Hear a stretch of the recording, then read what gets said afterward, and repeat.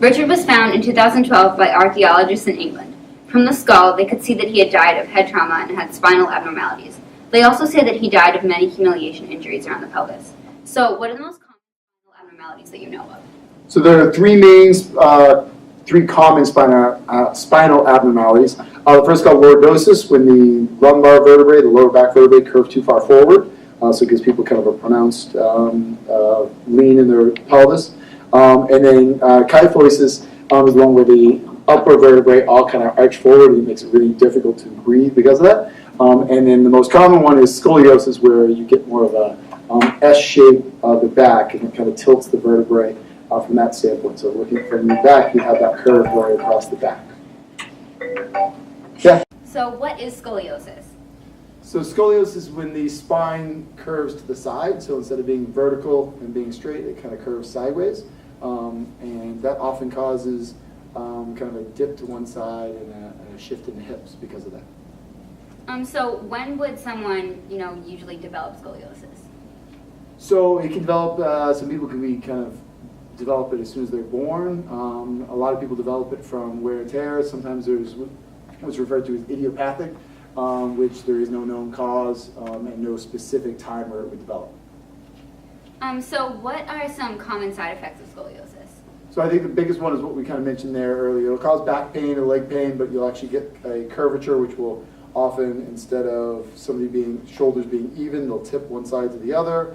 Almost like as if you bring one shoulder closer to your hip on one side. So in the case of Richard III, do you think that scoliosis could be one of the reasons he was kind of so bitter and angry all the time?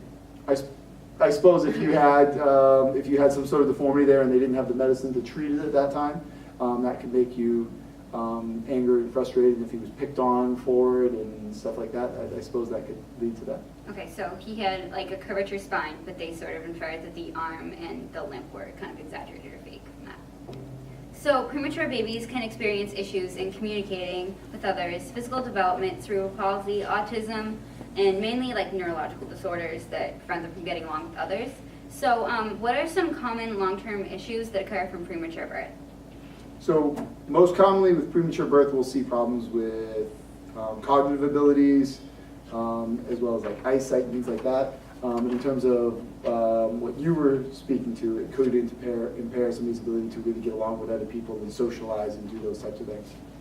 Okay. So do you think that the behavioral issues that can come along with being a premature baby, do you think they are actual issues, or is it common to them to develop over time? Well, I think they can start off as issues, and there's often treatment for people to work on those things, and I don't think those would have existed at the time of Richard III. So you could talk about it from that standpoint, and then if untreated, I can imagine it can get worse and worse and worse. So as I said before, cerebral palsy is a common side effect for babies that are born prematurely, and it can result in issues with movement, posture, and balance.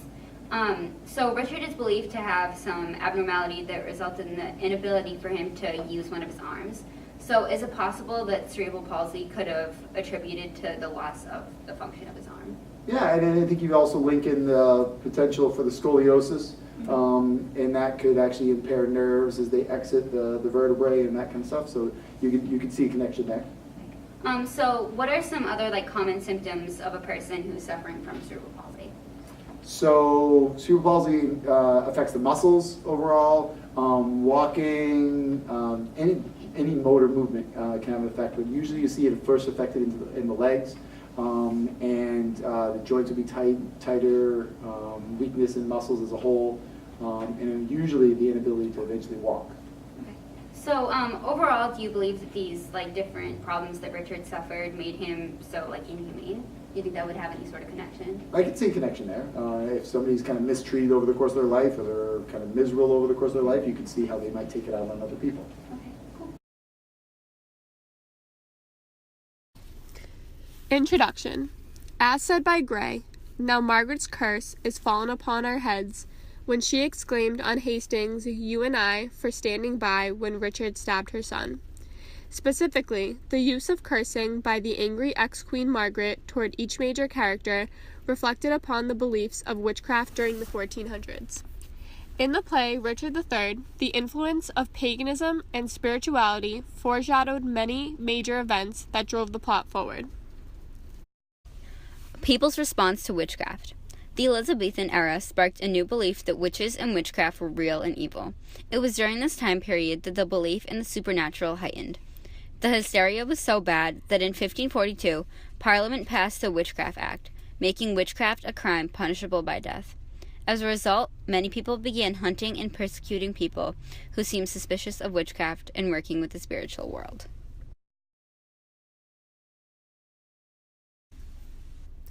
Paganism. The most common definition of witchcraft is the practice of black magic with the use of a spiritual power. The word witch comes from the Anglo-Saxon word of Wicca, which means to bend out of shape. Paganism overlaps with witchcraft due to paganistic factions within the belief that nature and the divine can help change certain events. Witchcraft is a term that originated during the Roman era in Europe before the practice of major religions. Instead of the belief in one major religion, many people worship polytheistic gods involving nature and relationships. The belief that paganism is anti-Christianity is false. It just merely originated before the unified power of one major religion. Some of the gods that helped believe change events were the gods of herbal essence to ensure good planting and harvesting. The most worshipped superhumans were by far women in a variety of cultures. It is important to recognize the powerful role that women had in being pagan. The gods that were being worshipped were overall the same, and they were just simply adapted by the different groups of people to fit their culture. For example, in Egypt, Isis, or the goddess of the moon, overlapped closely with Aphrodite, who overruled the power of love. As you can see, they are unified under the belief of sexual love, yet differ in culture.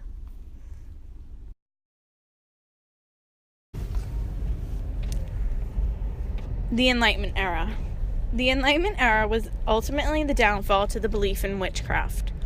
The Enlightenment era took place all over Europe during the 17th and 18th centuries. People began to question religion and further developed their understanding and knowledge of politics, philosophy, science, and communication. People began to value education and empower themselves through the use of knowledge. This led to the constant challenge of those in power and the questioning of what had long been accepted. People began to question the church, and the influence of religion in people's everyday lives began to decrease. These new studies and information ultimately marked the period where people began to grow in disbelief of witchcraft and wizardry. People were not as fearful of the supernatural and felt self-empowered. Common practices. Pagan rituals focus on honoring deities and often pay respect to aspects of the natural world. For example, the changing of the seasons and the different phases of the moon are revered. Different life stages such as birth, marriage, and death are also important to pagans. Pagan rituals often involve chanting, dancing, and drumming, and are normally performed in large groups. Pagans practice their religion in their daily lives as well. They often create altars in their home and practice spiritual exercises, such as lighting a candle or meditating. One important spiritual exercise is spoken intention, which is speaking one's desires in order to make it real. Another important spiritual exercise is practicing magic. This relates to the belief that cursing actually can predict events to come. Magic is aimed at creating change in the individual and in the world. It functions like praying in other religions. The use of charms, spells, and potions are also involved, usually with herbal medicines.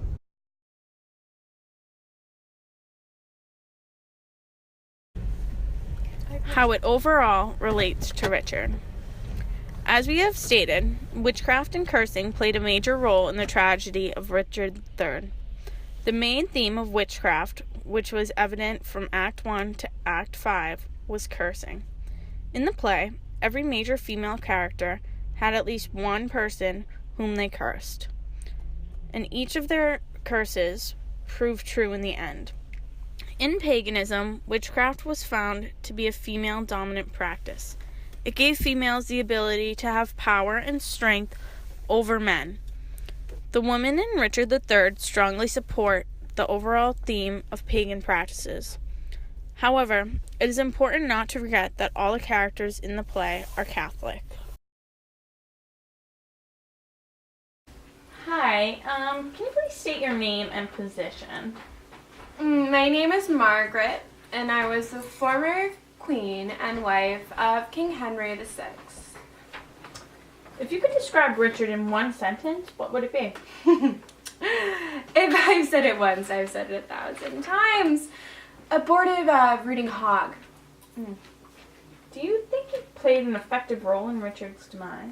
Have you had the pleasure of hearing me curse? Oh, we have recording. Denise! Denise! Bye, Belson. I got some words for you. Belson came to school 2017. So much forgot. Do you believe that your curses actually worked? Of course I do.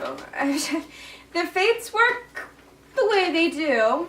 I only gave the push it really needed to, you know, turn into a tsunami. When did you start cursing?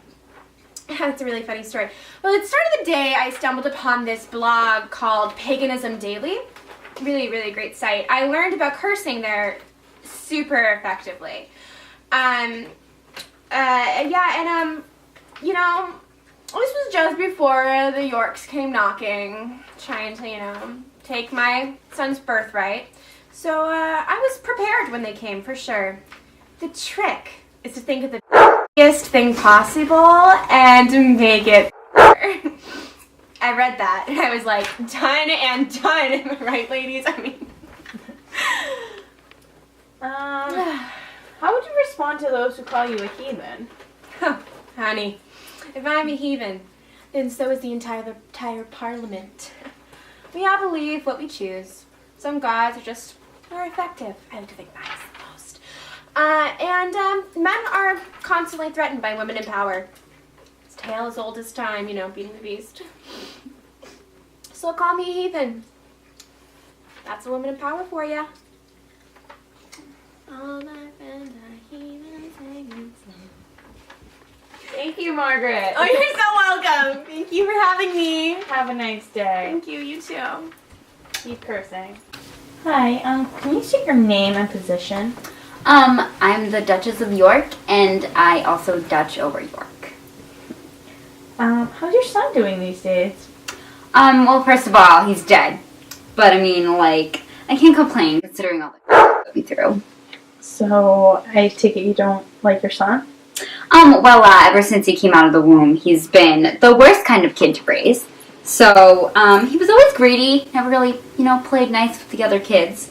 When he grew up into a teenager, he became more and more evil. And, you know, death was coming to him. It was pretty inevitable, I'd say so. Whatever happened to unconditional love? You know, motherly instinct? I'm sorry, I don't know what that means. Like, I understand all of those words, like, separately, but not together. What about your other children, though? Well, it wasn't that I didn't love them, you know, but they were all dead because one bastard son decided to kill them all. Do you believe in cursing? Oh my goodness, absolutely. Like, I've just never felt more relieved, like, when I cursed Richard, you know, like, he had it coming to him. But, like, seriously, I've never seen a person, like, who curses and not be successful. Like, look at Margaret, for example. Like, she's on top of the world right now. Do you believe in paganism, by any chance? Is that, like, pescatarians? Like, they don't eat meat? Is that what you're talking about? Well, it's something of an umbrella term, and witches fall under that umbrella. Witches perform curses and hexes, but many practicing witches believe in the threefold rule. That being whatever you curse, someone else will get back threefold. I went to Catholic school for 12 years, and, I heard nothing of what you said, so I have no comment. Okay. Well, last question. If you could have said any last thing to Richard before he died, what would it be? Oh my gosh, great question. I'll quote Margaret on this one. He was, "Thou slander of thy heavy mother's womb." Okay, thank you very much. Thank you. Hi, could you please state your name and position? Hi, I'm Elizabeth, the former queen. I was married to King Edward IV after he died from gluttony. Well, when did you and your brother-in-law Richard first develop such hard feelings towards one another? Well, first of all, apparently Richard isn't legitimate, so let's put that out there. I never had good feelings towards them, and Richard, I mean, he's deformed, which is disgusting. And he's just really awful, and he's greedy, and I knew he wasn't a good friend to me. What first inspired you to start cursing? Oh, hold on, 1 second. I just got a text from Richmond. It's a meme. It's a meme of Richard. You know, my Richmond is going to be my daughter's fiance now, so yeah. It's really funny. Do you want to see it? Actually, why don't we just stick to the questions for right now? Whatever your loss. Maybe after. Your loss. So, what inspired you to start cursing? Okay, well, first off, I'm a queen, so I can't go around just killing people. I can't go around killing Richard. And I heard that Margaret's curses kind of work, so I was thinking of just taking some lessons from her. So I just decided to start cursing from her. You started cursing under pagan tradition, but you took your kid to sanctuary. What do you even believe in? Well, first of all, don't accuse me for protecting my sons, because that's just something I needed to do. And if you had your facts straight, Mr. Interviewer, I mean, what's your name? I mean, doesn't matter, whatever. Anyways, paganism encompasses nature and the divine, and they like to live every day like it's their last, so it's kind of like YOLO. So if you're accusing me of having YOLO, then whatever, sue me. Okay, I think we're done here. Thank you. Great. Okay. So, How's my hair look? it was super great. It's Okay. gorgeous. Hot girl! Oh, thank You're you. gorgeous. Someone cursed you with good looks. Welcome to the girls' room. Just kidding. It's the cursing/book club. We meet every Wednesday, and we're really Yep. close now. This whole Richard death thing, really, we're just like a tight knit group of just brought us pagan together. women, not just cursing pescatarians. them, you know. We love fish. No hate. I only come here for the popcorn. I'm here for the wine. I hate Richard. what ugly. Your ponytail. Oh, Richard too, for sure. Wow. No, Richard, that's Dead and gone. my ponytail. Oh my what? You Anyways. know who I really hate? So, serious, on a serious note. Seriously. Definitely Richard. Oh, of course. But you know who's really cute? This Richmond. kid, no, this kid Carson curse wrong. It's really a joke. I don't like you, Carson. What do you want to curse next? Ladies? Mr. Morris. Roy. Thank you. And that was the Curse Club for the day. I can't get up. This is mine. I've fallen and I can't get up. Okay, Shit, I put a thing. I'm like so. I'm done. No. so done. The end. She's unhinged.